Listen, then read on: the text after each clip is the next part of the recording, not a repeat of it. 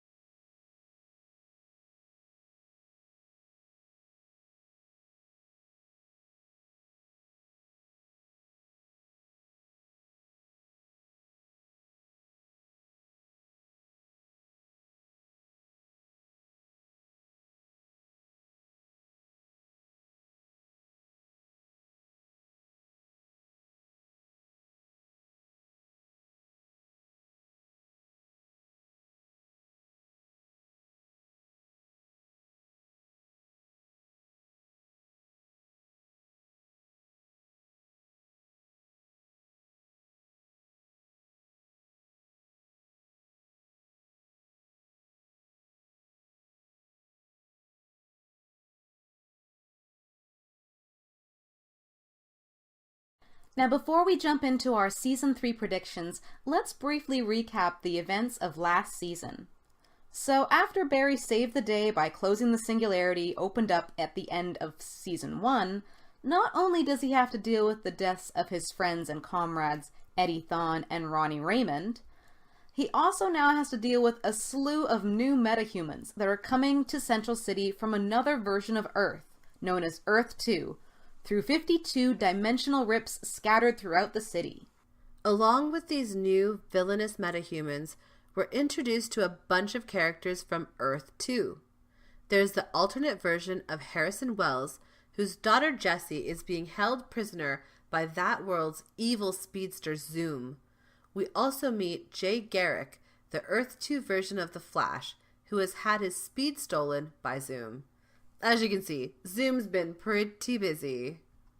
In order to defeat Zoom, rescue Jessie, and save both Earth 1 and 2 from Zoom's evil plans, the team travels to Earth 2, where they meet their Earth 2 counterparts, the evil Reverb, as well as the bumbling but sweet-natured husband of Detective Iris West, Barry, and of course, Caitlin's evil metahuman doppelganger, Killer Frost. Worse still, they discover that the man that they thought to be their ally, Jay Garrick, was Zoom, aka Hunter Zolomon all along. Well, sort of. He was a time double of Zoom, that is, another Hunter Zolomon plucked from a different time. It's hella confusing. So, needless to say, the rest of the season is focused on bringing this evil speedster down. So, let's recap where each of our characters ended up at the end of Season 2. Barry Allen, aka The Flash. So we're starting with The Flash, of course. Barry had a roller coaster of a year. He loses his friends, Ronnie and Eddie, gets his own day, Flash Day, where Central City celebrates him saving their city, gets a new girlfriend in Patty Spivot, only to have her leave later to become a CSI. He exonerated his father for his mother's murder, but dear old dad has trouble adjusting to life outside of the big house and kind of just screws off for a while. It's not exactly A-plus parenting there, Henry. Later, Barry is paralyzed temporarily by Zoom, but upon his recovery, visits Earth 2 to save Jessie Quick and sees a version of himself who marries Iris West, stirring up old feelings for her. He later trades his speed to Zoom to save Wally West, and in an attempt to get his speed back, is consumed by the Speed Force itself. Barry spends some time trapped within the Speed Force, which is trippy as hell, and he is forced to come to terms with his mother's death. And with the help of Cisco and Iris, he he's able to re-emerge from the Speed Force with his powers restored. His father returns to help him fight Zoom and is unfortunately subsequently killed. And in a possibly suicidal stunt, Barry creates a time double along with the murderous Time Wraith in order to defeat Zoom once and for all. Still reeling from his father's death, Barry is then presented with a new opportunity as Iris confesses her love for him. But even though he wants to be with her, he just can't live in a world where both of his parents are dead and gone. So in a move that makes the entire universe yell, "Barry, no!" Barry travels back to the night of his mother's murder and stops the Reverse Flash, saving Nora Allen with a triumphant "Barry, yes!" leaving us to ask just what Barry's actions have done to the new timeline. Iris West, Joe West, and Wally West. The Wests this season had to deal with the addition of a new family member, with Wally West, Iris's brother and Joe's son, who had been raised by his mother in secret. Things at first were pretty rocky, but soon the estranged son began to adapt to his new family after the death of his mother. Iris also had to deal with the loss of her fiancé, Eddie Thawne. But as time passed and her grief lessened, she started to realize that she had feelings for Barry, which she finally confesses to him at the end of the season. And while Barry appears to accept them as we see them share a kiss, we all know what he did next. We should also note at this time that before Barry went and screwed up the timeline, we see Wally, along with Jesse, get hit by a wave of Speed Force energy, which might hint at the possibility of these two characters obtaining speedster powers in the future. But who knows if that counts anymore, as Barry loves messing with the timeline. Cisco Ramon, aka Vibe, aka Reverb. With the help of the Earth 2 Harrison Wells, Cisco gets a better handle of his own emerging metahuman powers and begins to take on the role of the superhero Vibe. Not able to use his powers offensively yet, Cisco is, however, able to use these powers to help him gain information on people's whereabouts, things that have happened in the past, or things that will happen in the future. But his brief encounter with his evil Earth 2 counterpart Reverb makes him start to look into using his powers to create vibrational waves that he could use to fight. He also has learned to harness these powers to open wormholes to other Earths. His training kind of hits a snag, though, as his new mentor Harrison Wells returns with his daughter Jessie Quick to their home back on Earth 2. Caitlin Snow and Earth 2's Killer Frost.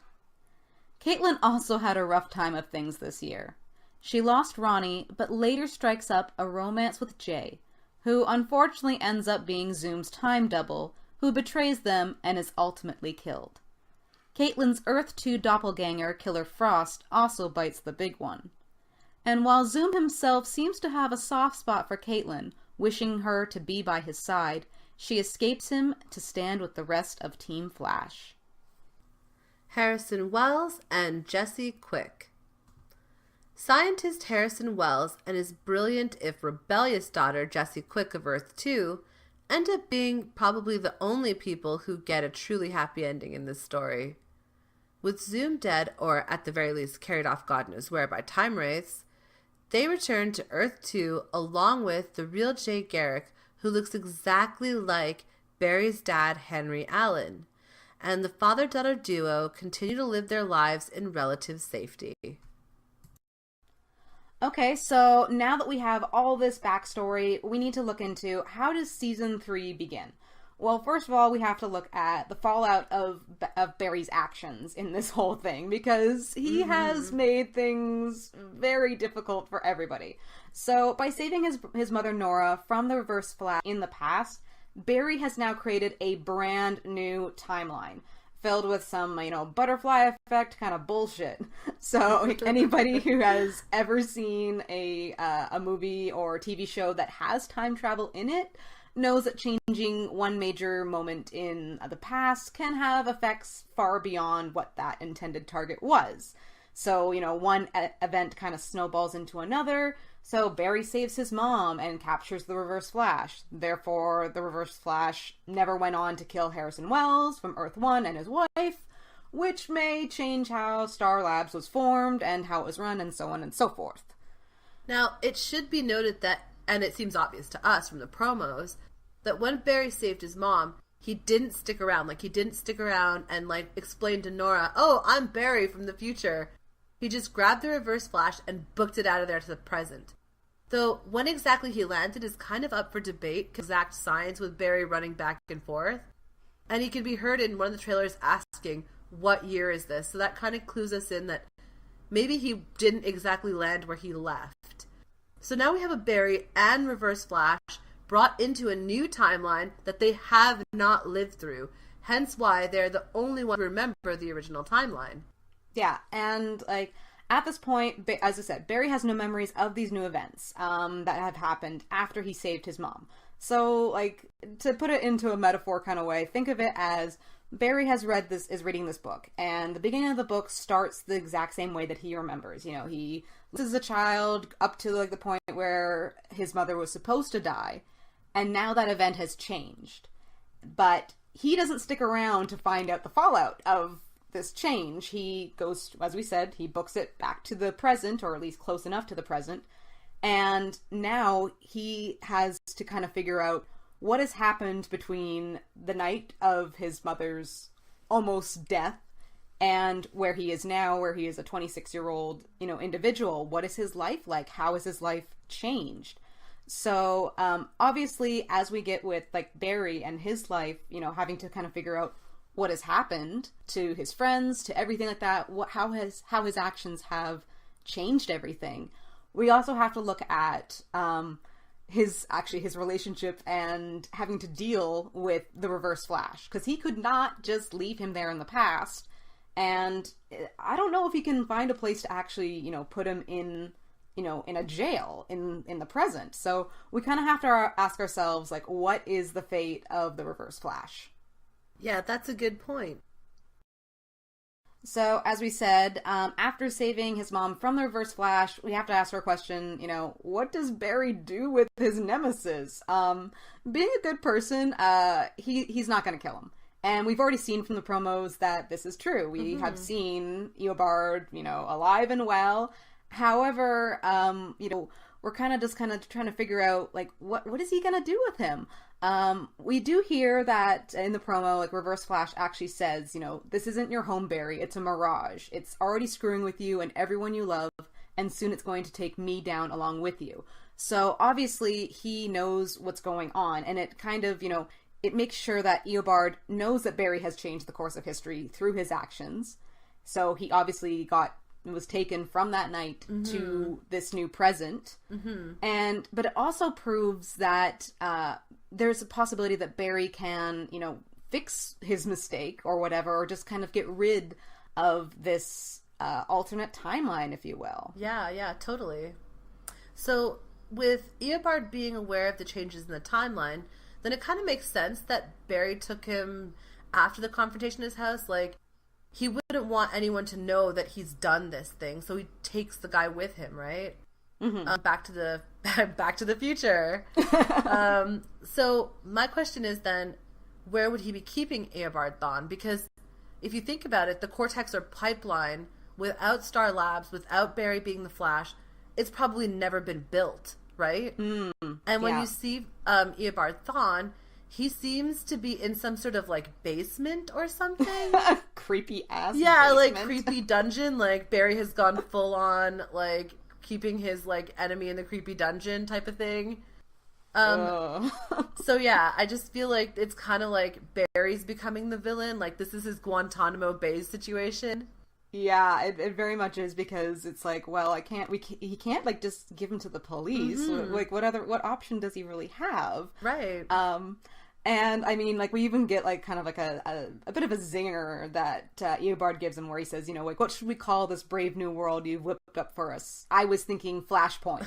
And of course, first of all, that is the name of the first episode of season 3 of Flash, as we all know. But this is obviously part of, if you aren't familiar, there was a comic called Flashpoint and a corresponding animated feature called Flashpoint Paradox.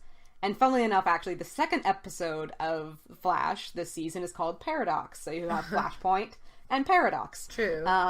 So obviously they're kind of hinting at this. But the truth is that, like, if you have seen the movie or read the comics, you know they cannot do this. They cannot do the same storyline that is in Flashpoint. It is a huge storyline that has to do with Aquaman and Wonder Woman being at war. It has to do with Bruce Wayne being dead and his father being like kind of like the Unabomber version of Batman, who basically like goes around killing people with guns and stuff. And it's crazy. It's a lot of fun. So yeah, definitely check it out if you can. However, this being CW and this being like, despite the fact that, yeah, Supergirl is getting Superman and stuff like that, they're not going to touch Batman, they're not going to touch Wonder Woman, and they're not going to do Aquaman, at least not anytime soon. Yeah. So they have to do kind of a much scaled down version of Flashpoint, but the concept is the same, where Barry goes back, saves his mom, and changes the entire course of history, and therefore has to kind of fix it before, but in this world, that is, in the comics version of Flashpoint, him not fixing it is the end of the world. While this one, it's more of, I think there's something else that's going on, in the sense that... Or, like, it's the end of his world. Like, his reality is going to collapse on itself or something if he doesn't fix this. Yeah, I don't think it's not so much that, the world will end, as it is that he has messed so many people's lives up that, they are suffering, or they're not the people that they should be, or maybe some people are dead that shouldn't be, and he's kind of, by doing this, he's kind of acted as God, and that's not really his, not to say his prerogative, but, like, he knows he shouldn't be doing this, and that's why, the Verse Flash is saying, like, who's the villain now? He has messed everything up, and he has made it so people suffer. Mm-hmm. So now that he has changed everything, so, like, what exactly has changed? What are we going to see in this new timeline? So, obviously, first, I think we need to start with Barry's family and the immediate effects that come from saving his mom. Of course. So, obviously, the biggest change within Barry's family is that his mother isn't dead anymore.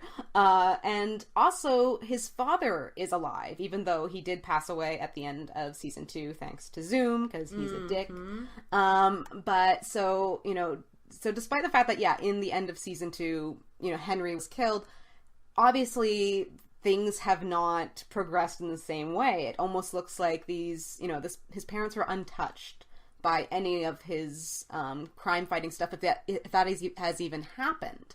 Because, like, we see in the promos, we kind of see the two of them looking very kind of, I don't know, picket fencey, if you will, and him coming down and saying, oh, hey, slugger kind of thing. And, everything's so peaceful, and Barry even says, everything's perfect. But, obviously, despite the fact that, yeah, it's great that he has his parents back, they're alive, and everyone seems to be happy, this, though, it changes the dynamic of his other relationships. Most specifically, his relationships with the West, because, seeing as his mother wasn't killed, his father wasn't convicted for their murder, he didn't grow up with the West, and therefore he doesn't have, these tight relationships that he does in the original timeline. Oh, yeah, and you even hear that in the promo. Iris fully says, in, like, the voiceover in the promo, "You look really familiar. I've seen you before, haven't I?" So it shows that even though they've probably still grown up next door to each other, because that's the original story, is that Iris and Barry in this TV show have grown up next door to each other.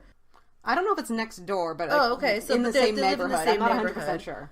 Yeah. So even though they live in very close proximity to one another, she doesn't know really who he is.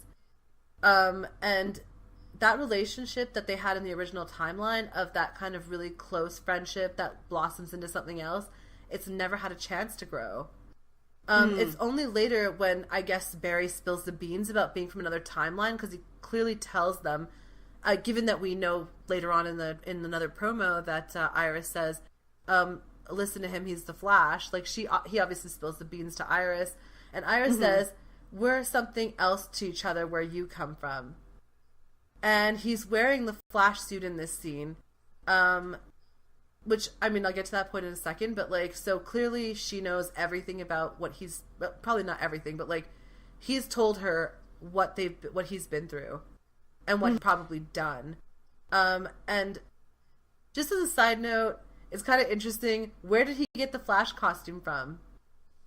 Yeah, I think he must have brought it with him, like, because I don't think it's ever been designed. I think what it was is that he just came into, he came into the present after, because he was in his Flash costume when he saved his mom. Oh, and true. Grabbed Reverse Flash and came back to the present. So he's got to be in it. Oh, so he probably just had it on him the whole time and then just changed into regular clothes. I think so. Like, so so, you know, I had a question at first. I'm like, oh, did someone make it for him? But the more I thought about it, I'm like, no, it wouldn't make any sense. But yeah, also speaking of the West, we also have his other relationship, which is with Joe. And in the original timeline, you know, he was his foster son. And even though there was kind of this awkward, you know, will they, won't they thing with him and Iris, you know, he was never like, oh, you can date my daughter because I raised you kind of thing. It was never like that, because it's very different, you know, when you get a kid and he's 10 years old or so. Anyway, in this new timeline, Joe doesn't really, like, I mean, he doesn't really seem to know him, or at least he almost doesn't want to know him. He even says, like, because they work together doesn't mean they're friends. So obviously in this timeline, Barry still becomes, you know, either a CSI or he's somehow working with the CCPD. And once again, like, by not living with Joe and Iris, you know, they don't have this relationship. And Joe's almost kind of cold to him. And I think that's something that Barry is going to be missing. So, and of course, with that, we also have to look into, you know, Joe's relationships with, like, his foster son. All his energies are probably going to his other son with Wally West. And there is a huge can of worms when we start talking about Wally West in this new timeline, as you will see. Because guess what? Wally West is the Flash. So, obviously, as said, Wally West is the Flash in this universe. I mean, the promos, you know, it makes it very obvious that this is what has happened. Not only do we see him in his costume, we actually first see Wally lying in a hospital bed at what looks to be Star Labs, but we'll get into what that actually is in just a second. So it seems that, you know, something bad has happened to him. Maybe it almost kind of looks like he has been the one struck by lightning or something similar.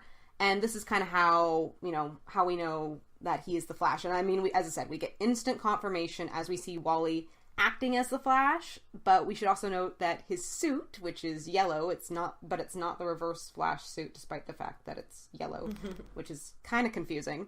But it's actually the original design of the Kid Flash costume from the comics, which is Wally's original character. Yeah. Is Kid Flash. And on your screen, you'll be seeing an image right now of what the promo images are of what Kid Flash's outfit looks like for the TV show.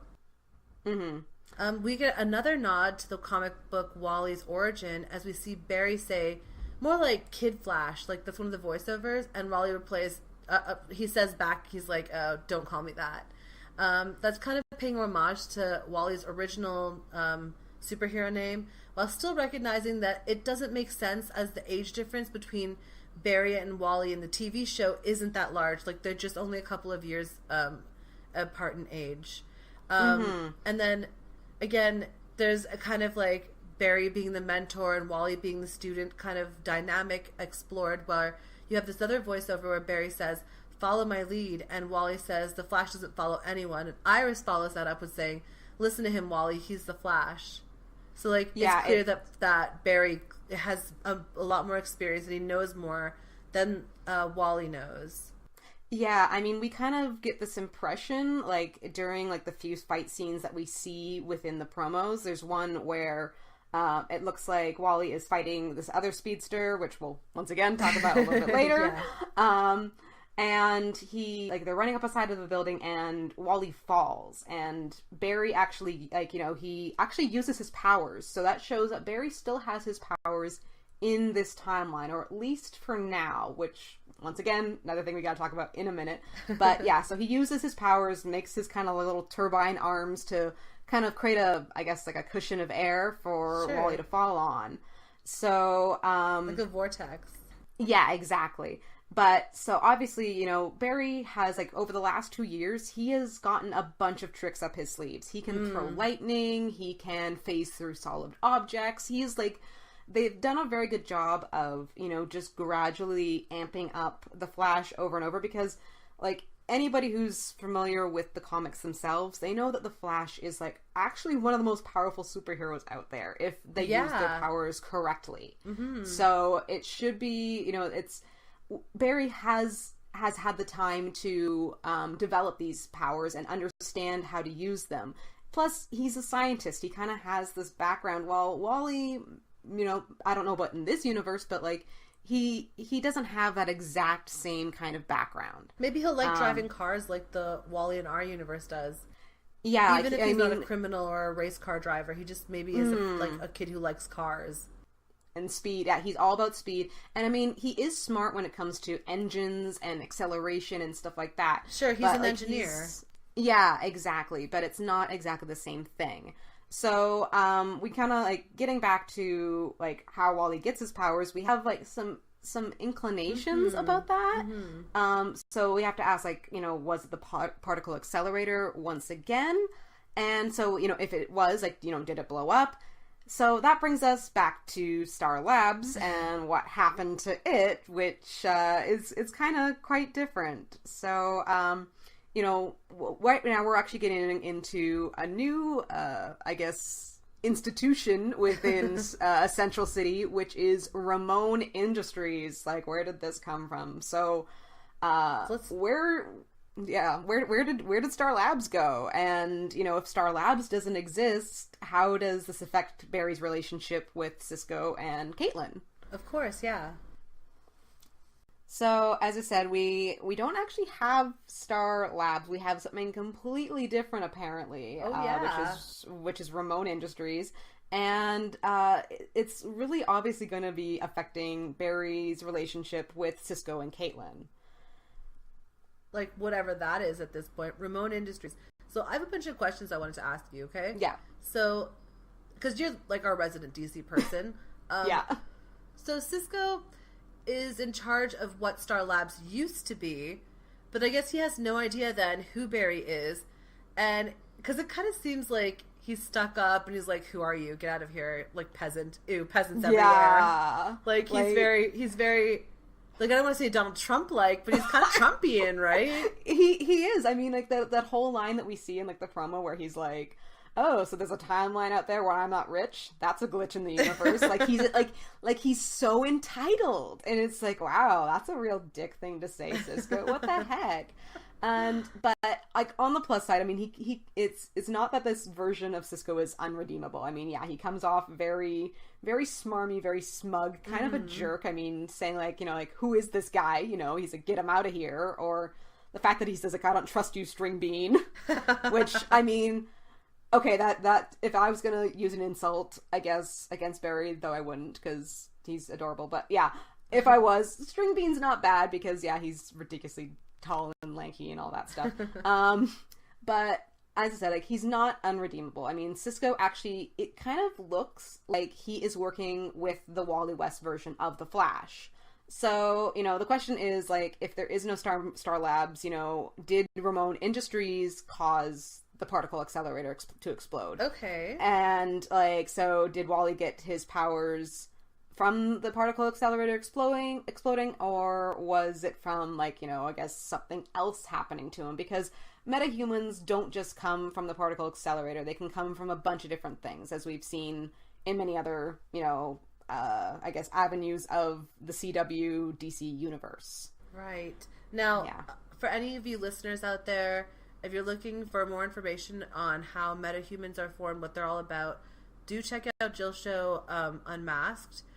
In the primers, there's definitely Primer episode 3, tons of information about metahumans, so more information, background, in case Wally West turns out to be a product of some other metahuman source other than the particle accelerator. But actually, I was going to say, like, not to, like, shift gears completely or whatever, but can we talk about Caitlin for a second, or? Yes. Okay, all right, so, again, not being the DC person, I'm just going to, like, ask a bunch of questions, like, okay, go. So, Caitlin Snow, do you think maybe she works, because, okay, she's clearly not in the group of, like, in the promo shot, there's, like, a group of people in what was Star Labs, is probably Ramon Industries now, I guess. And there's, like, Cisco, there's Iris, there's, you know, Barry and Wally, but there's no Caitlin.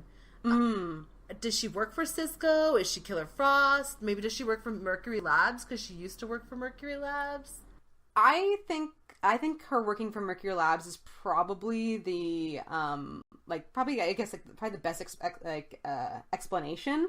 I actually, at Fan Expo this year, Danielle Pennebaker was actually there, and I got her autograph, which, you know, I'm not going to toot my own horn, but I actually got to talk to her, and I asked her about that, because at that time, there was no promos with Caitlin in it at all. So I was kind of like, where's Caitlin? And I asked her, like, what was going on? And she actually admitted that Caitlin's not really in the first couple episodes very much, so I would not be surprised if we don't see her in the first episode. We may have to wait till the second episode.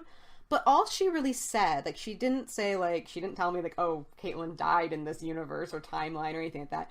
All she said was that, you know, Barry's actions have made it so she never really crosses paths with Cisco, and therefore with Barry. So, she's just, like, not part of his, I guess, inner circle, and not part of Cisco's inner circle. So I definitely think that she is, like, part of Mercury Labs at this point. Oh, right. And then, I guess she wouldn't, maybe she does have metahuman powers. We don't know if she's got Killer Frost powers, but there is that scene.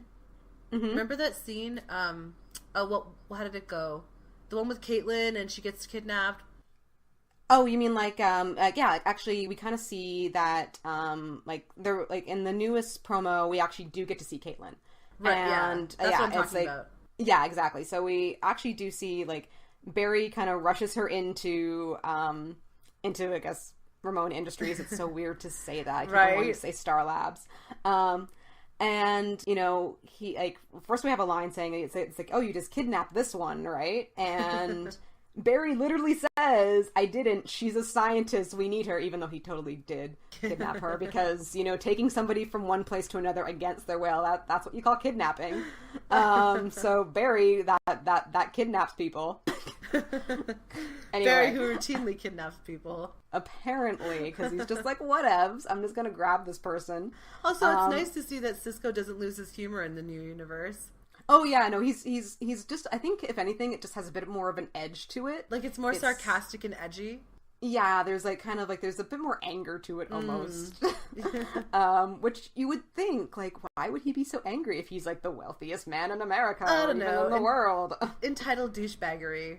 I guess. I mean, Donald doesn't look very happy most of the time, so I guess maybe that's just how it is. Like, you just have to constantly be irritated at the world. Anyway, but yeah, like, I mean, not only does Barry say, yeah, she's a scientist, she's wearing a lab coat, so I think we're pretty safe to say that she probably works for Mercury Labs or some other, I guess, I don't know, some other kind of company that, like, maybe it's Palmer Tech, maybe it's Queen Consolidated if it exists in this universe. You never know. Exactly. So, but yeah, generally she's a scientist. She will be back. We just don't know how, like, and she's probably going to be really... Sorry, go ahead. No, I was just saying, yeah, she's probably just going to be really kind of confused because I don't think she's been part of these people's lives in this timeline. Okay, that makes a lot of sense, and that actually answered a lot of my questions. Thank you. Yeah, so, like, with all that, with all this, like, Ramon Industries going on, I kind of have to wonder, like, what exactly did happen to Star Labs. So, by stopping Nora's murder, Barry also saved Earth 1 Harrison Wells. So, I do think that there was a Star Labs at one point, but in this timeline, Wells was the person who created the particle accelerator. And even in the first season, we talked, like, you know, we had Eobard Thawne talking about, you know, he took over Harrison Wells because he did create the particle accelerator, but he did it at a slower pace, right? Right. He had to speed up the process. You're right. He did.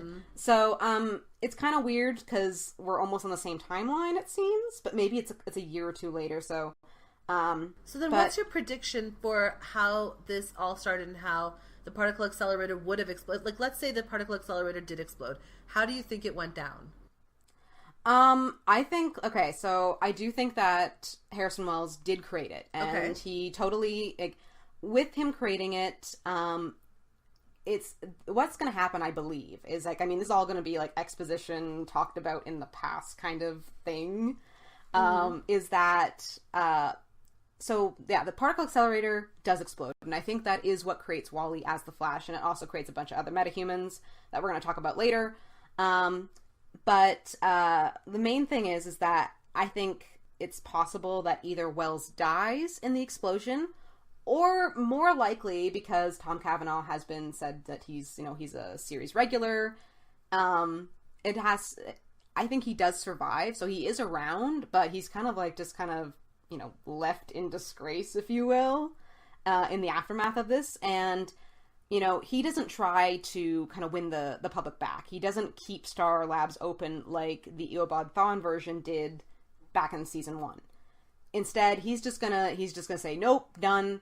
And Cisco is gonna swoop in and take over the company, and it becomes Ramon Industries. Or sorry, Ramon Enterprises. I'm not sure, is it Ramon Industries or Ramon Enterprises? I think it's Industries. Yeah, I think it's Industries. I think you're right. So, and that's why... Like, he can buy the facility at a bargain basement price because yeah, totally. Harrison Wells just wants to get out of town, like, as fast as possible. Yeah, that actually makes a lot of sense. Yeah. I mean, there is a small possibility, like, they're in the promos, we do see a scene where Barry is being chased as the Flash, by what looks like a time wraith. Oh yeah, those scary guys. Yeah, those scary guys. And, like, when he stops, he's outside of Star Labs. But it doesn't look like the Star Labs that we know. So it's possible that either he is in a different city, like Star Labs has relocated, or my theory is that this is him trying to go back in time and fix things. So, and that's why we're seeing Star Labs now, because at this point, like, it's so confusing talking about time travel. Like, the new present that he's at, I don't believe a Star Labs exists anymore. So like, that's it why blew up and no one ever stayed in it. Yeah, exactly. And if it wasn't, like, and actually that makes sense, because if it wasn't Eobard Thawne to stay and keep it going, and if there's no Ramon Industries to come over and take over the facility, then maybe it just becomes abandoned. It's possible, yeah, it's totally possible. But I mean, the inside of Ramon Industries looks far too much like the Cortex and all the other places that we see within Star Labs. I do think he took over the main building, and that the Star Labs we see in the promo is from a flashback, not a flashback, but like Barry once again messing with the timeline because that's what he does. That's just like that Treehouse of Horrors at Simpsons where like Homer keeps messing up and trying to go back to his original world. Oh my god, I wish I hadn't killed that fish, you know? Anyway, it's very much that. Yeah, I can see that happening. With the whole, with our theory that, yeah, the particle accelerator did explode, we're obviously going to be dealing with metahumans. But so far in the promos, we haven't really seen any familiar faces within the metahuman population. We haven't seen Peekaboo or, Weather Wizard or anything like that. Yeah. So that brings us to the new villains that are being introduced in this season. Yeah. So, and that brings us to a villain that we only know at this point as the Rival. Right. Yes. So, obviously in this timeline, Wally, he has his own speedster nemesis, but we kind of have to ask, who is he? At this, we do get a hint of who he is, as Barry says in one of the promos, I'm going to help you fight the Rival. So at first we couldn't find any record of this character. You know, I was looking at, I was typing in the rival into like all the DC wikias, looking into like, you know, the DC encyclopedia, couldn't seem to find it for some reason. So it made us question, you know, who he might be in comic book continuity, as maybe this name isn't a real thing, maybe. Right. At first we thought it might have been a Black Flash, which, if you guys don't know what a Black Flash is, they're kind of like the Grim Reaper of speedsters. And then we thought, no, that's not possible because the Time Wraiths have already been in the show, and they appear to be this like show universe's version of the Black Flash.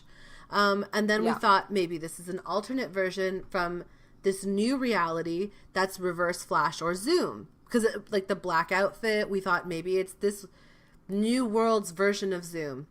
But then we also decided this would feel like an unnecessary rehashing of old characters that we literally just finished dealing with. So we kind of agreed that also an alternate version of Reverse Flash or Zoom was unlikely, which is why it was so like mind-racking to us, because these two things that, you know, a lot of people thought it was before, a lot of people figured out that the rival was actually a DC hero, or not hero, villain. A lot of people thought it was an alternate version of Flash or Zoom, Reverse Flash or Zoom. And people thought it was a Black Flash, but there were other ones too, weren't there?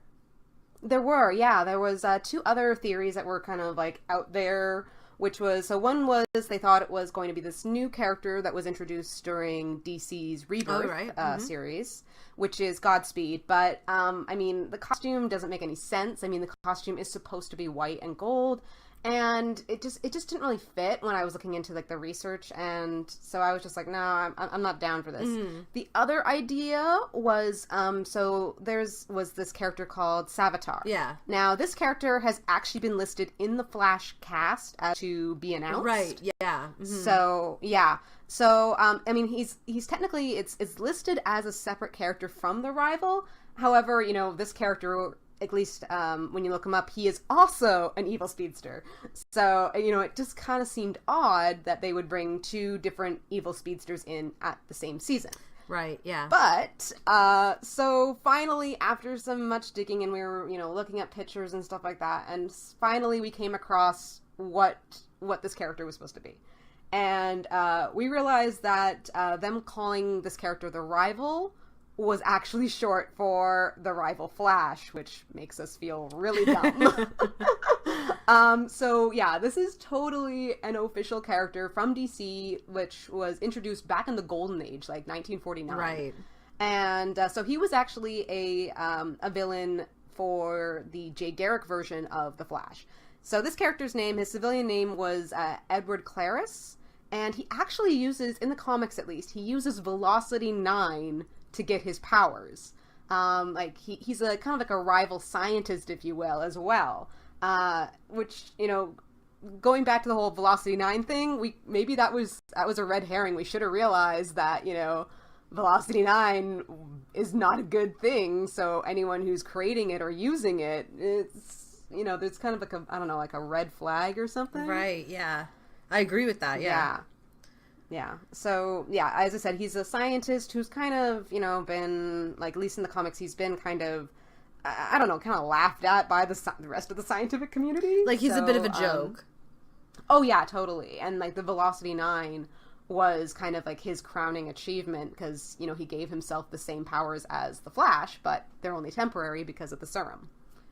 Right. And the other big, I guess, theory that was out there about who the rival could be before we actually figured out it was actually a real person, Edward Claris. Yeah. A lot of people thought, and I think this was your big theory, because everything we said before, Black Flash, alternate Reverse Flash, Zoom, Godspeed, Savatage, we debunked every one of those going through, right?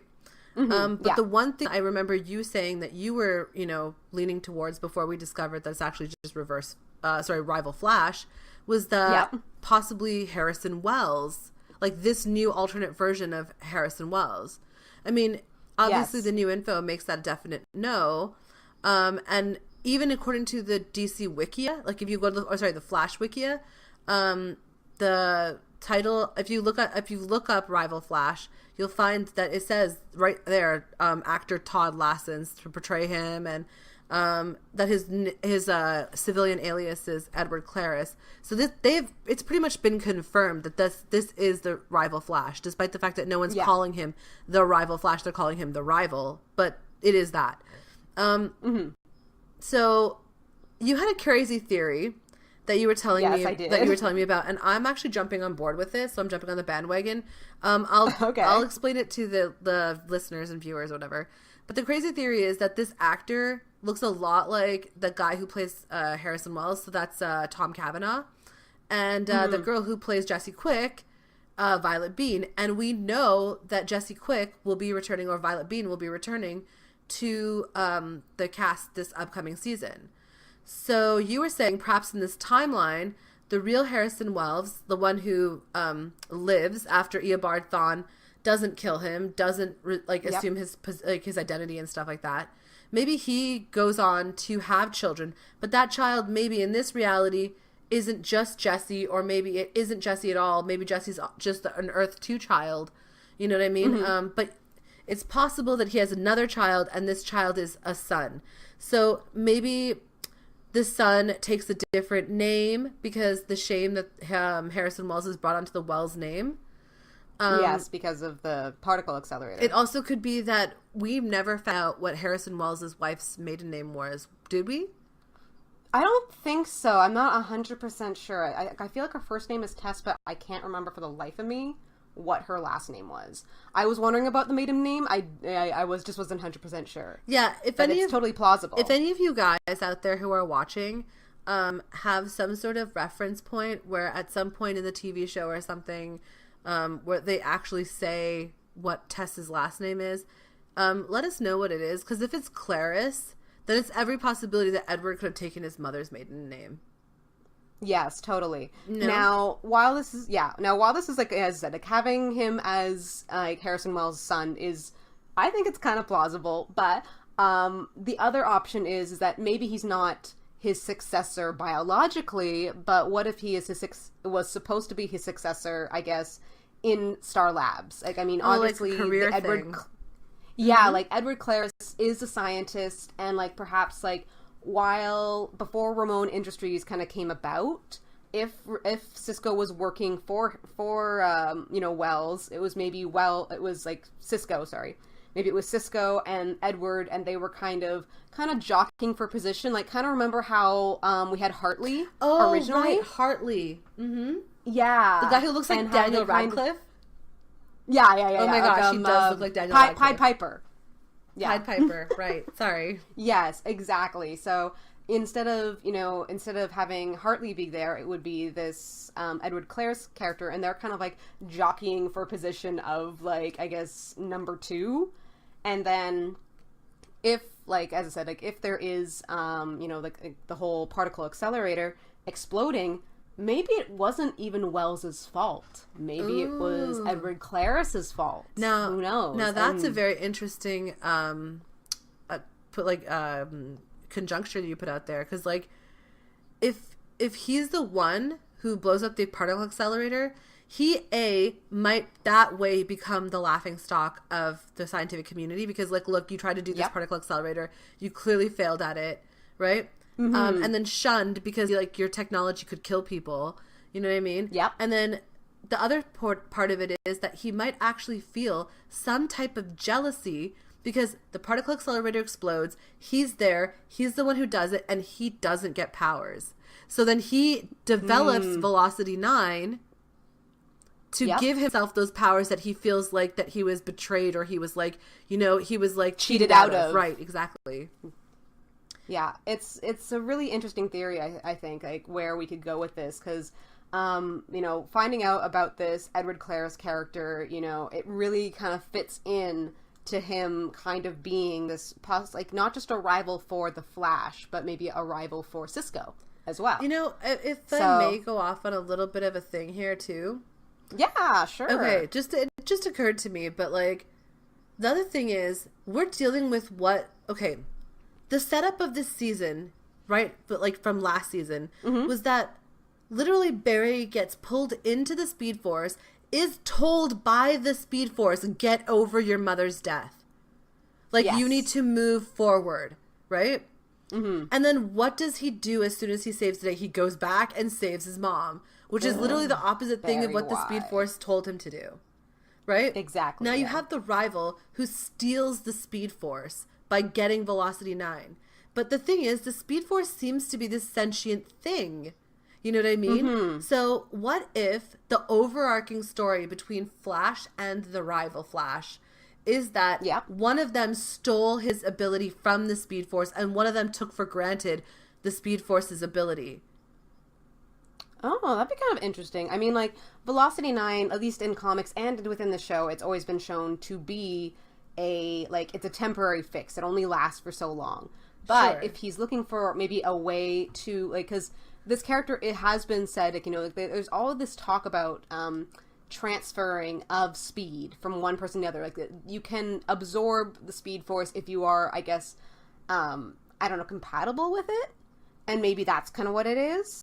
Maybe he stole some of, it's possible maybe he found a way to steal some of Wally's speed, you know? And that's why, like, he's, like, I guess maybe obsessed with getting the rest of it, if you will. So that maybe he can fully become a real Flash. Yeah, a full speedster, if you will. So it should be interesting to see where this goes. Mm-hmm. We actually get to see a bit of a fight scene where Wally and Barry do take on the rival. But we, at the same time, during this promo, we get a really kind of ominous message as they say, you know, 2 Flashes are better than one until one forgets that he's the Flash. Oh, right. So, yeah, so it's possible there's going to be some major problems with, like, not only Barry, you know, forgetting things, but maybe losing his powers. So I think we should definitely discuss that. Right, the fallout of what Barry's done. So, obviously, yeah, we're having this huge problem with Barry losing his memories. Mm-hmm. We have the Reverse Flash actually saying, you know, your original life, your friends, your family will fade away. Ominous. And, which is, yeah, very ominous. Now, this actually refers to a bit of like the Flashpoint Flashpoint paradox, where Barry starts having, like, he's the one who remembers the original timeline. Right. But then he starts getting memories of, like, the birthdays that he had with his mom and all this other stuff that he had never experienced, but he's having memories like he did experience. Yeah, I think I remember that from the cartoon. Yeah, so, like, it's basically making it so, you know, it's almost like you're like, you know, back in the day when you used to, like, tape shows off of, like, television, yes. And then if you re-recorded over something, you'd be like, no, now I won't have that anymore. And that's kind of what's happening with Barry's memory. It's getting rewritten, and so he will, you know, this will eventually kind of, I guess, like, his memory will just be gone of the original world, or like, and maybe it's like when you have like a teenage boyfriend and they make you a burnt CD, and you're like that's cute, but now I have a free CD, and when you break up with them, you like re-record your own burnt CD on top of his like mixtape that he sent you or whatever. Yeah. Oh yes, totally. Okay, I totally know what you're talking about. Exactly. So, like, I mean, we get several other clues about this within the promos. You know, Barry's asking, like, what's happening to me? And Eobard says, you know, it's a side effect. Your original life will fade away. You won't even remember that you're the Flash. Right. So, you know, this kind of proves our point earlier that, you know, Barry will forget the original timeline as the new one settles. I do think we need to point out, like, going to another CW show, Legends of Tomorrow, we actually have Rip Hunter, Time Master, talking about how when they go and change something in the past, the time stream is kind of, I don't know, it's like kind of in flux for a while. Like it has to settle. Okay, so before... it's like Jello, and like therefore we're going into Doctor Who territory. It's wibbly wobbly, timey wimey, and it's yes, like it hasn't set. The gelatin hasn't set quite yet. Exactly. So there is still a chance for Barry to set this right, because, like, you know, this new timeline isn't set in stone, if you will. So that's so at least we know that, you know, time can be changed. Wibbly wobbly, timey wimey, Jello. Yeah, exactly. Okay, so I just wanted to add a couple of things that I'd read from a couple of articles, and you know, San Diego Comic-Con added a bunch of information as well. So we expect that we'll have at least a handful of episodes that are supposed to take place in this I guess, Flashpoint reality that Barry creates before he's able to go back and fix his mistake. So yeah, it's not just one episode. It's not like, oh, tomorrow he's going to be like, it's totally fine. Like, he wakes up and everything's cool. And as this has to happen, we kind of, like, we both talked about this at some point, and I think that we kind of both agree that not only is Barry's brain adjusting to the new timeline and forgetting the old one, but how he'll probably lose his flash powers is that his body will start to adjust to the new timeline. Like, just like his brain is part of his body, and his brain still has the memories of this other timeline, his body still has a residual connection to the Speed Force that is slowly leaving him. Yeah, and I mean, that's actually a little bit different compared to the Flashpoint. Because in Flashpoint, he completely loses his powers. He doesn't have them at all, and he has to basically recreate the experiment. Oh, right. Like, and actually, but they already did that in second season. Yeah. Like, they kind of after pulled he that. gives. Yeah, exactly. They pulled, like, where, but instead they had him kind of absorbed into the Speed Force during that time instead of just burn horribly and then have to try again, which luckily works out the second time around. But anyway, but yeah, that is very different. The fact that he still retains his flash powers, but the question is for how long? So yeah, that's kind of interesting, I would say. Right, and just as a thing, I'm going to ask you a question. You can tell me if it's, like, not, like, legitimate or not, or whatever. Okay. But, like, follow my logic. If Barry undoes, like, allows his mother to be murdered, doesn't stop Eobard Thawne, lets his mom die, does that guarantee that, like, when he goes back to the future, everything's, like, back to where it was? Or is, like, his father going to be dead again? Or, like...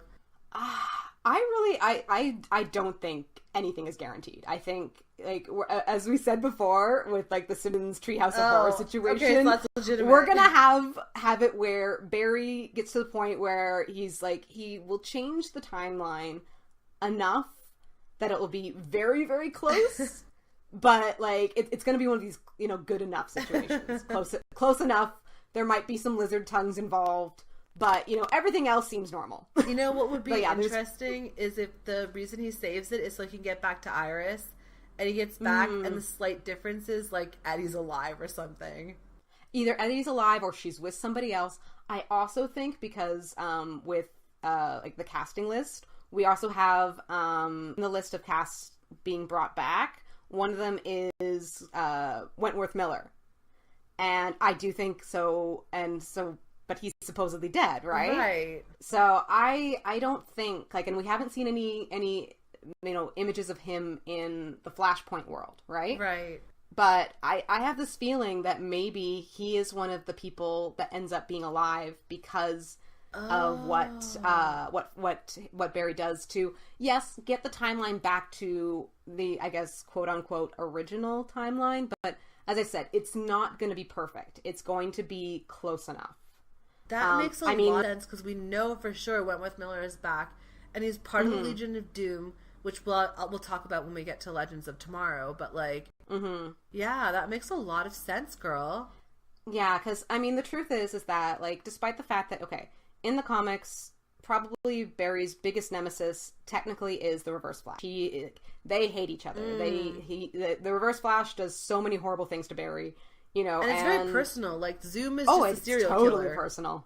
Yeah, but when you talk about, like, his, I get, like, so, like, he's his full on nemesis, but then there is, like, kind of, like, Captain Cold is also his nemesis, but, like, it's almost in a friendly kind of way. It's kind of weird, but, like, he controls the rogues. He's their figurehead. It's weird to, have the rogues but not have Captain Cold. So I think they're going to bring him back, but he is going to be the villain again. I mean, not, like, huge, horribly big villain, but, like, he's going to be a villain. He's going to be a thief again. He's not going to be the hero that he was made out to be in Legends. Okay. All right. So yeah, that's where I'm thinking this is going. So, on top of, these, like, speaking of villains, there's actually another villain that is going to be coming into, into this thing that's everyone's kind of been buzzing about. And that villain is actually Dr. Alchemy, and it's been teased throughout these Flashpoint trailers. So that's going to be really neat. Oh, right. So let's talk about Dr. Alchemy. Ooh, this is a good one. Yeah. So first of all, we should say that we're not too sure if this new villain is part of the Flashpoint timeline or is going to be part of the timeline after Barry fixes it, I guess. So, like, why do we know about Dr. Alchemy? Well, the first hint we get is we see the word alchemy scratched into a mirror during one of the promos. But what exactly does it mean? So, as I said, this is our first peek of the new villain, which is Dr. Alchemy. And we actually get to see him as well in the same promo, or at least we think we do. It's basically this dude wearing what looks to be a kind of a modern-esque version of, like, the old-timey plague doctor mask. They're pretty creepy, but I kind of like it. There's something kind of steampunkish about it, which I always appreciate. Yeah. Now, before we get more into Dr. Alchemy, we also need to mention, this is something also I've been reading, that Tom Felton's new character, Julian Albert, was actually originally billed as Julian Dorn. So, apparently this character is supposed to be some sort of CSI, and he comes to work for the CCPD, and apparently doesn't really get along with Barry, which I think that means that whatever timeline he's in, Barry's a CSI in this timeline. Yeah, so, I mean, I guess they're kind of, like, professional rivals or something. Okay, yeah, that's also a possibility. So, now I have to ask you a question. Yeah. Why is Julian Albert important to Dr. Alchemy? Well, I said, it's likely that these characters, like Dr. Alchemy and Julian Albert, are one and the same. Okay, explain, please. Yeah. Well, okay, so, first off, we have to say, okay, Tom Felton himself actually said at the Flash panel at San Diego Comic-Con that any character he plays in this show, you should feel threatened by. And we already know that he's not playing the rival because we have the casting list and it's Todd Lasant, so... The only other option at this point for new characters is Dr. Alchemy. Oh, right, okay. That makes sense. Yeah. So, and now some people, myself included, at first we weren't convinced that Julian Dorn, which he was billed at the time, was Alchemy. Okay. As, because basically so far, CW has been pretty true to, like, the names of their villains and characters. And Dr. Alchemy's real name has been Albert Desmond, or Alvin Desmond, if you're going, depending on which version you're going with. However, with Felton's character's name being changed to Julian Albert, we can kind of see a connection to the first Dr. Alchemy, which is Albert Desmond. And therefore, I kind of think that the whole, like, Julian Dorn thing, the reason that they put it out, it was like a red herring. They didn't want us to make this connection. Kind of yeah, thing. Okay, that makes sense. Yeah.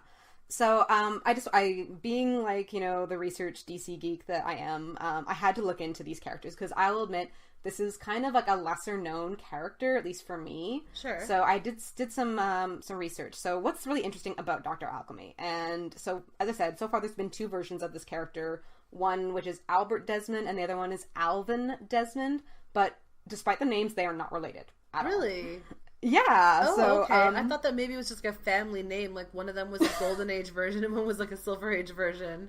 Yeah, because that seems to be a thing with a lot of DC, like, heroes. I mean, I know a lot of people who complain about, like, oh, there's, like, too many Robins. And there's, like, it's been, like, what, 6 of them now? I might have been one of those people who said that. Probably. I mean, I'm pretty certain, like, if we count Carrie Kelly, there's at least been 6. I'm pretty certain. Oh my gosh. So yeah, it's getting pretty crazy. Yeah. So with Albert Desmond, who was the first Dr. Alchemy, first of all, he wasn't actually Dr. Alchemy first, and he was a villain known as Mr. Element. Okay. So yeah, because the whole thing is that, like, Albert kind of suffered, like, kind of a Two-Face kind of, or at least Dr. Jekyll and Mr. Hyde mentality. Okay. It was a dissociative, like, disorder. Okay. Where, he was a good person generally, and then this other personality would take over, Mr. Element, and he would commit crimes and shit like that, right? So, eventually the Flash puts him away, and during his time, like, I don't know if it's when he escapes or when he's actually, in jail. It's kind of hard to understand from, like, my research I've done. It kind of sounds like he obtains this while in jail, which makes no sense, which he obtains the Philosopher's Stone. Because they just happen to have that lying around jails. Yeah, so apparently, he gets his hands on the Philosopher's Stone, and he uses it to escape and create this new persona, which is Dr. Alchemy. So, yeah, that's kind of odd. That's kind of interesting that you say that, because wouldn't it be ironic for Tom Felton's character to get a Philosopher's Stone, like Harry Potter anyone? Yeah, I kind of feel that. So what about Alvin Desmond, then? Alvin Desmond, so he's the second Dr. Alchemy, and he's actually really interesting, because he's actually a homunculus. And for those of you who don't know what a homunculus is, it means he is a construct of the Philosopher's Stone. It is human transfiguration, making a living being out of alchemy, literally. Like an alchemy golem or something. Yeah, there's some really, like, messed up magic going on here. And I think that would be really actually kind of cool, because you're mixing, like, alchemy was, kind of considered like the mixing of magic and science. It was an actual religion. I did a lot of research on it for another project that I worked on about alchemy, and they talked about making humans out of alchemy. It's actually a thing. It's called Taquin or something like that. It was like, they came up with it in, like, the Middle East. It's a big thing over there, and it had a lot to do with God, and only certain people were supposedly able to do it. Of course, there's actually a really excellent series. If anyone wants to, like, learn a little bit more about, like, alchemy and its roots in science and stuff like that in real world terms, because I always have to throw back to, like, real world history stuff, because I'm such a nerd like that. But, like, there's this really awesome 3-part, so it's 3 hours long. I grant you it's 3 hours long. It's a documentary on the roots of chemistry, hosted by Jim Al-Khalili, who's an amazing, like, British Arabic scientist who just explains the history of how alchemy, which literally, if you break down that word, it's like alchemy. It's like, it's actually an Arabic word, and then the chem part actually comes out of it and makes the word chemistry. Exactly. So there's some sort of, like, the root of alchemy, when people were trying to make, like, the base metals into gold and the Philosopher's Stone and stuff like that. Yep. They end up inventing chemistry. Just, like, finding out that there are these unbreakable, for their technology, unbreakable elements that end up forming the basis of the periodic table, and then onto our own chemistry. So look it up. The Story of Chemistry. It's BBC. Jim Al-Khalili. Really awesome if you're ever interested in alchemy outside of the DC universe. I just want to say, like, it's kind of neat because, we just got introduced to magic through Arrow. Right, yeah. So, it'd be just kind of neat to bring in magic into the Flash universe as well. So a homunculus would be totally different from a homo magi then. Yes, totally, because, like, one is a human that has, like, a magic gene, if you will, kind of, once again, Harry Potter-ish, muggles and magic users, if you will. While, as I said, a homunculus they are a being of magic, or at least of alchemy, which is kind of bordering magic and science, So we also kind of just, I just want to kind of point out, there's another kind of quick scene that we get to see, like, this group of, like, cult-looking, like, people in black robes, and, like, I don't know, for some reason, I have to say that, like, I think this is another kind of hint at Dr. Alchemy, because, there is kind of almost a cult understanding within certain magic communities, and alchemy is part of that. So I definitely think that this is just another kind of little look into the world of Dr. Alchemy, which should be pretty interesting. Though, like, not to sell anyone else short, we actually have at least one or possibly two more villains that are being introduced, which I'm really excited about. Yeah, for sure. Let's talk about that. So, obviously, the other character that we're talking about was listed when we showed you the cast listing, which is Mirror Master, which this is actually a really cool character, at least, like, with his powers and stuff. So, Mirror Master was one of the original rogues in the comics, so a lot of people have been kind of wondering where he's been at. So the rogues are the people who are, like Captain Cold, Golden Glider. Oh, okay, yeah, those guys. Okay, all right. It's like, it's basically, Heatwave and it's stuff. Yeah, it's like this whole rogues gallery, if you will. It's Right. the Flash's, yeah. Yes. Okay. Right. You know, okay. I mean, Barry's basically the one who gives him that name because like, he says, like, yeah, I think he says, like, something I think it's in the first season. He's like, you know, whatever you and your rogues gallery get up to or something like that. And, like, Captain Cold is like, rogues. Cute. You know, and he just decides to go with it. Anyway. So, yeah, people have been waiting for Mirror Master. Once again, we don't know if he's going to show up in the Flashpoint universe or this, hopefully, a new fixed timeline. I kind of hope a new fixed timeline because I think he's a good character to keep around. So there have been two different people who have been Mirror Master. Of course, like, one's Evan something, and I can't remember his last name. And then the other one, which is the one we're going to be dealing with, which is Sam Scudder. So, even though there's been two different versions, within those two different versions, they've actually, both versions of Mirror Master have kind of gone through a transformation. Mirror Master starts off very much like Captain Cold and Heatwave and Golden Glider, and he just has tech. He has this mirror gun and this mirror pack, which gives him, like, a lot of cool abilities. Like, he can fly.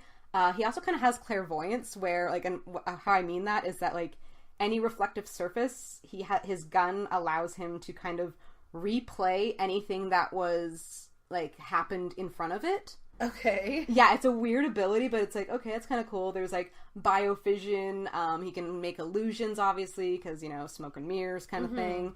And teleportation. Apparently, he can travel from one mirror or reflective surface to another.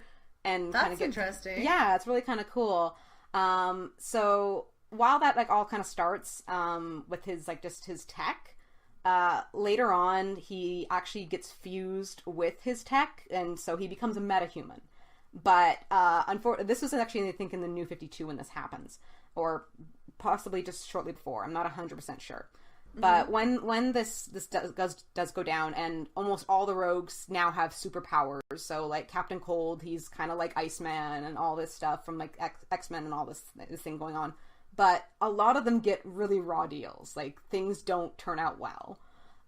With Mirror Master in particular, he actually gets trapped in what he calls, like, the Mirrorverse or whatever. It's kind of like this world. Creepy. Yeah, it's like this world with the world between worlds, because, like, when he goes into a mirror, he doesn't automatically come out another one. He has to kind of, like, there's, like, this pocket dimension in between where he goes in one mirror, wanders around through the Mirrorverse, finds the other mirror that he wants to get through, and goes through that. So that's kind of how his powers work. So it's kind of neat, but as I said, like, he gets trapped there for quite a long time. So not so good for him. Yeah, that seems horrible.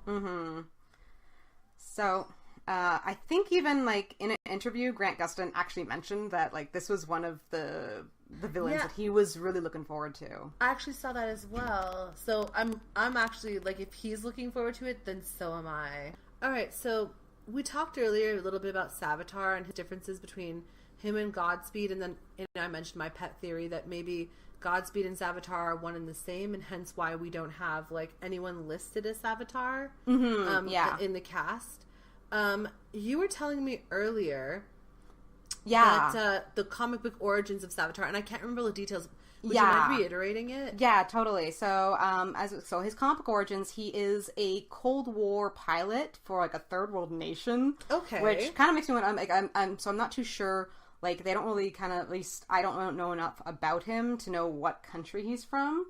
But so apparently, like, he was flying some supersonic fighter jet, and it was struck down by lightning, which apparently somehow, like, once again, kind of like Barry, gave him these super, like, you know, super speed powers. So, because obviously the pilot survived the crash and discovered that he could move at these super speeds.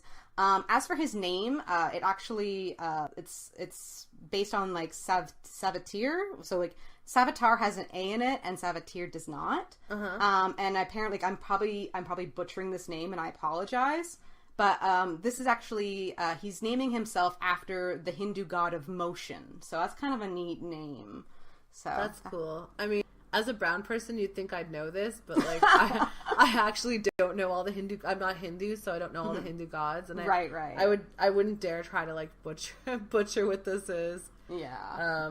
And then like sometimes a lot of times when things are anglicized into like English letters, or I guess like Western letters or whatever, it kind of gets difficult to figure out what they're trying to say. A little lost in translation kind of thing. Yeah, so I'm not sure I could just like read it and say this is how it would be pronounced, but like, yeah, no, I hear what you're saying. So he's some sort of supersonic fighter jet, and again, this is another metahuman who seems to be merged with some sort of technology or something like that gives him this like the basis for his power or something. Now I have a little notes that I've made about Savatage. Yeah. That I've learned is that there's 3 abilities that I've seen that he has that no other speedster has, which is pretty cool. Yeah, he can create a null inertia force field. Okay. So that's like, I think it's just like what's something like, okay, I believe that means that like it just stops whatever. Oh, like, yeah, he can stop things? Okay, that's kind of different. Like yeah, like a cushion of stopping, like yeah. All right, that's interesting. It's kind of almost like he's a time manipulator almost. Yeah. Or a force manipulator. This is like a force field type of thing. Like yeah. Okay, so anyway, he can also pass speed and kinetic energy to objects or other people. So like, I think this is kind of like the Flash version of Gambit, where he can charge kinetic energy into like playing cards or objects or something, right? Yeah. So if he can do it with people, like maybe can he like kind of give them a temporary burst of speed or something? I'm not sure I understood how that exactly worked, because again, I'm reading off of notes and I'm not like a huge DC person. So I mean, again, I'm a Marvel person, so my first thought was like, it's kinetic energy being passed to objects and stuff. That's got to be like Gambit, right? Yeah, I kind of that actually makes a lot of sense to me. Yeah, and then the other thing that I found is that he can heal injuries instantly. Oh, so that he must have some sort of cell regeneration or something like that. Yeah, that must be like a lot more powerful than, I mean, Barry. Yeah, he heals, like, you know, he can heal a broken arm in a day or two. Yeah, but like if he can, this guy sounds like he has some like Wolverine stuff going down, you know? Like, you're literally gonna have to CG his like healing abilities because he's healing that fast. Yeah, that'd be kind of interesting. Yeah. Now, the other thing that's kind of interesting about this character, like from like the research that I've done, because once again, this isn't one I'm as familiar with. This character usually comes out. Actually, he fights the Wally West version, which I haven't read as many comics with Wally West as the Flash. So that's also kind of possibly an indicator for him being a version of the rival or whatever. But anyway, getting back to what I was about to say was that apparently he's very enigmatic, and he his obsession to like kind of learn more, and like the fact that he was able to learn these techniques that other speedsters don't have has kind of like gotten him a bit of a following. And he actually has a group of followers, and they eventually become a cult, which is apparently they're called the Thunderbolt Agents. So maybe that scene with the cloaks, maybe I was wrong. Maybe it's not about Dr. Alchemy, and it's about Savatage, and it's his cult. That's kind of interesting, because then it also brings into the idea of these like gods of speed and why he named himself Savatage. He's named after a god. Yeah, maybe I could totally see that. Anyway, like he might even refer to himself as an avatar of the god, because here's the thing: in Hindu mythology, there's a lot of I guess human beings that then become avatars of the gods. Right? It's entirely and then they have like, you know, these astonishing powers and stuff. So if he's named himself after the Hindu god of motion, and like the thing is, these avatars tend to be aware of the fact that they're human bodies housing a god's like essence, right? Yeah. Potentially he is kind of he's interpreting it in that way, that he's possessing this god's like essence or something, the god of motion's essence, and he's therefore an avatar. And he might even start the cult himself because he's an avatar. Or he believes himself to be an avatar. That would be kind of interesting because we're also, once again, it's another kind of idea of connecting to magic and getting also just a kind of a new level of getting into gods and stuff like that. That'd be really neat. Yeah, and why else would you introduce something like the Speed Force where it's almost like this meta deity creature thing? Yeah, it almost has a personality. Yeah, it has almost a sense of humor. It has a sense of urgency. It has some sort of like idea of what the future holds for Barry and like what the past holds. It like there's something almost cosmic god-like deity thing going on with the Speed Force. And like think about it. In actuality, all speedsters are simply avatars of the Speed Force in Very their much universe. so. Yeah, like in the comics, if they take in too much of the Speed Force, yeah, they do become godlike, but it can also consume them. Because the human body can't actually hold that much godlike power. Exactly, yeah. Right? Like, that's an interesting thought. Yeah, I mean, the Speed Force itself, I mean, like, the truth is that The Flash is, like, as the series itself, it has opened the doors to so many big ideas within the DC universe, especially, like, with the idea of the multiverse. And now that we have the multiverse, now that we have 4 new shows, well, not new, but like 4 shows yes. within the DC universe, especially having the new acquisition of Supergirl from CBS. This allows, I mean, like, they've already been doing like some crossovers, but I think there's going to be crossovers galore, and we got a lot of potential for that. Yeah, let's talk about crossovers. So yeah, crossovers galore. So, you know, we've got to see that, like, you know, we got to see Flash on both Arrow and on Supergirl, even though they were on, like, different networks. That was adorable, though. Yeah, and, like, Flash and Arrow both helped to, like, introduce characters for Legends of Tomorrow. Right. The main problem that remains is that we've already established that Supergirl and the Flaro/Legends universe, they take place on different Earths, which is Earths 1 and Earth 3. And so you kind of have to question, like, how are we going to kind of rectify this problem if we're going to make this part of it? So possibly, I'm just going to ask you a question. Is it possible that Flashpoint and the actions that Barry takes during that event, is it maybe the catalyst that brings the worlds of Supergirl and the Flareverse together? Maybe. I think it's actually very plausible. I mean, at least I'm hoping for that, because there's a small part of me that thinks maybe they won't do it at all. Maybe they will keep them separate. Maybe it will be an Earth 3 and then Earth 1 stuff, and they'll only cross over very seldomly. But I really hope that's not the case, because I think you could have a lot of fun with, you know, having Supergirl and all her characters be part of the same Earth. Now, what we have to, like, why I think it's plausible, it's because while we deal with, you know, separate timelines, mostly with the Flashpoint itself is technically considered part of the Crisis series, which I talk about in Unmasked, if you don't want to know exactly what I'm talking about. Yeah. So Crisis, the Crisis series, there's a bunch of different Crisis titles. There's like Crisis on Infinite Earths, Final Crisis, Infinite Crisis, all this kind of stuff.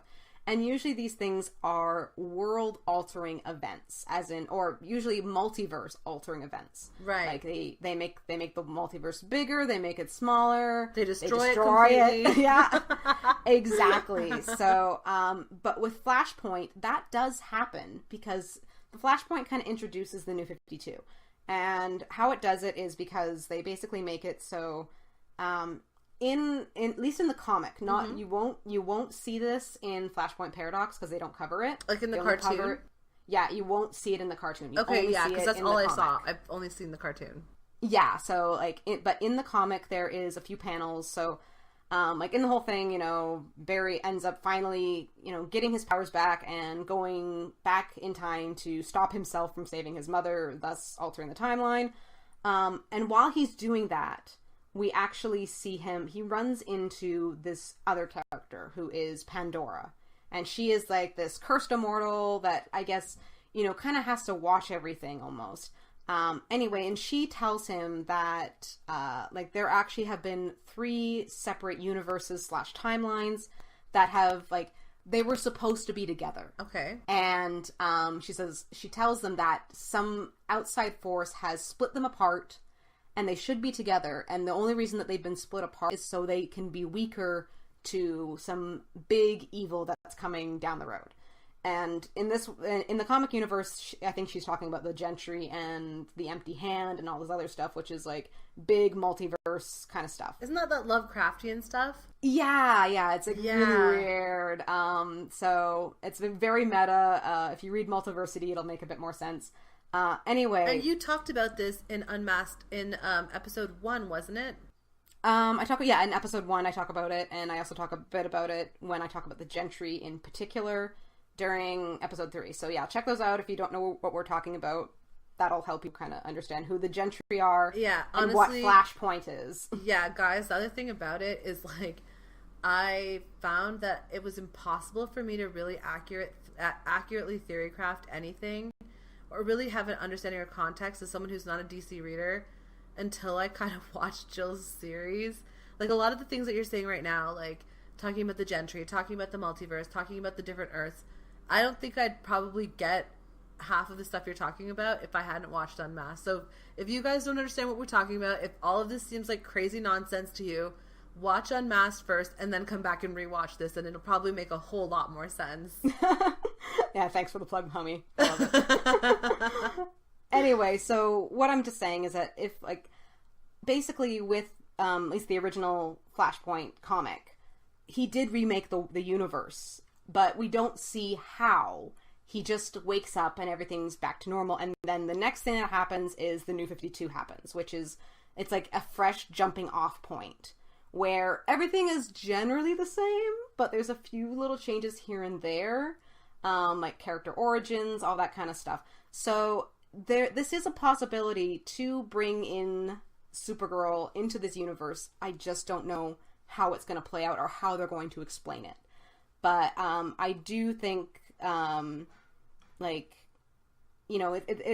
think it is something that needs to happen. At least I would find it a lot more satisfying to know that Supergirl is part of the same Earth as, Flash and Arrow and all that stuff. Yeah, I kind of would love that too. And it would be kind of what an expanded universe. You have meta-humans, you have magic users, you have, people who use tech, people who are just really highly trained and stuff like that. And then you have aliens. Yes, that would be aliens. Really awesome. And I mean, they already kind of introduced it a little bit with, with Legends of Tomorrow. We talk about the Thanagarians.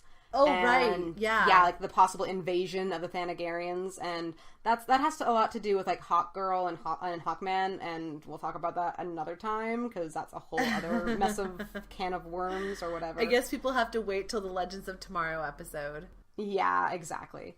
So anyway, guys, that is our breakdown. I know it's long, but I think, if you stuck with this whole time, you probably have, like, the biggest leg up about what's going to happen in Flash. Hopefully, if we're not dead wrong. We could be wrong about, like, 99% of all this, but actually we've done a lot of research, and we've hopefully given you a lot to think about as well. Even if you don't agree with what we said, there might be something there that you never thought about before, and we just jogged something in your memory. Exactly. So, as I said, we hope you enjoyed, and, be sure to stick around, because we have an episode of The Realness for Arrow coming out, where obviously we do kind of the same thing, where we just pick apart every bit of the DC universe and, like, all the hints of casting and all this cool stuff.